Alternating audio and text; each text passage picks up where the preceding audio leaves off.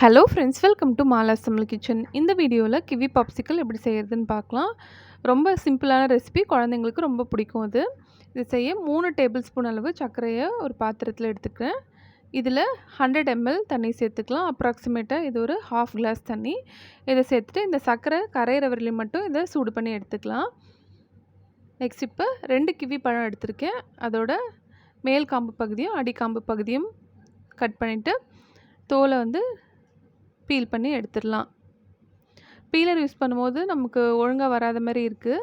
ஏன்னா இந்த பழம் ரொம்ப சாஃப்டாக இருக்கும். அதனால் கத்தி யூஸ் பண்ணியே பீல் பண்ணி எடுத்துக்கலாம். இந்த மாதிரி 2 கிவி பழத்தையும் நான் தோல் நீக்கிட்டு எடுத்து வச்சுருக்கேன். இப்போ இதை ஸ்லைசஸாக கட் பண்ணிக்கலாம். நான் ஒரு 4 ஸ்லைஸ் அந்த பாப்சிக்கலில் சேர்க்கறதுக்காக வச்சுருக்கேன். அந்த டிசைன் பேட்டர்ன் ரொம்ப அழகாக இருக்கும் பாப்சிக்கலில் தெரியும் போது. அதுக்காக மற்றது எல்லாத்தையும் இந்த மாதிரி ரஃப்பாக சாப் பண்ணி வச்சுக்கிறேன். இந்த கிவி பழத்தோட சீட்ஸ் சப்ஜா சீட்ஸ் மாதிரி இருக்கும். கிவி பழத்தில் அதிகமாக இனிப்பும் இருக்காது, புளிப்பும் இருக்காது, ஓரளவுக்கு தான் இருக்கும். இப்போ இந்த சுகர் சிரப் ரெடி ஆயிடுச்சு. இதை ஆஃப் பண்ணி ஆற வச்சிடலாம். இப்போ நம்ம நறுக்கி வச்சுருக்க கிவி பழத்தை மிக்சியில் சேர்த்து பியூரி பண்ணி எடுத்துகிட்டு வந்துடலாம். அந்த ஸ்லைசஸ் அப்படியே இருக்கட்டும். நெக்ஸ்ட் இப்போ ஒரு அரை லெமனை இந்த பியூரி பண்ணி வச்சுருக்க கிவியோட சேர்த்துக்கலாம். பிழிஞ்சு சீட்ஸ் எதுவும் இல்லாமல் வடிகட்டி சேர்த்துக்கணும். இந்த லெமன் நல்ல ஒரு பஞ்ச் தரும். இந்த பாப்சிக்கலுக்கு நல்ல புளிப்பாக இருக்கும்.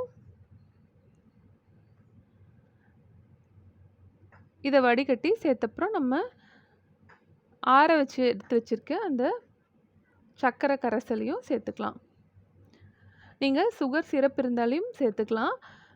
அப்படி இல்லாத பட்சத்தில் நம்ம சர்க்கரையை நல்லா இந்த மாதிரி தண்ணியில் கரைச்சிட்டு அதை ஆற வச்சுட்டு சேர்த்தோன்னா நல்லா இனிப்பாக இருக்கும்.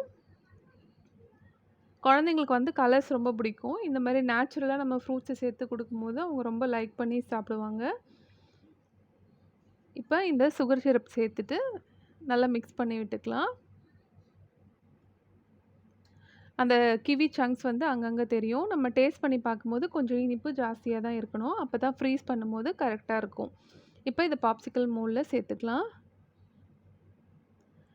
நான் 2 கிவி பழம் எடுத்திருந்தேன். அதுக்கு 4 பாப்சிக்கல்ஸ் எனக்கு கிடச்சிருக்கு. அடுத்து அந்த ஸ்லைஸ் பண்ண அந்த கிவியும் இதில் ஒன்று சேர்த்துடலாம். சேர்த்துட்டு மூடி வச்சுட்டு இதை 5 to 6 hours ஃப்ரீஸ் பண்ணி எடுத்துக்கலாம். மினிமம் 5 ஹார்ஸ்லேயே நல்லா ஃப்ரீஸ் ஆகிடும். அதுக்கப்புறம் இதை அன்மோல்ட் பண்ணுறதுக்கு ஒரு பாத்திரத்தில் தண்ணி வச்சு ஒரு 2-3 மினிட்ஸில் இதை எடுத்தோன்னா நமக்கு நீட்டாக வந்துடும். நம்ம சேர்த்த அந்த கிவி ஸ்லைஸ் ரொம்ப சூப்பராக தெரியும் அந்த டிசைனு. அவ்வளோதான், நம்ம கிவி பாப்சிக்கல் ரெடி ஆகிடுச்சு. நீங்களும் இந்த ரெசிபியும் உங்கள் வீட்டில் ட்ரை பண்ணி பாருங்கள். குழந்தைங்களுக்கு கொடுங்க.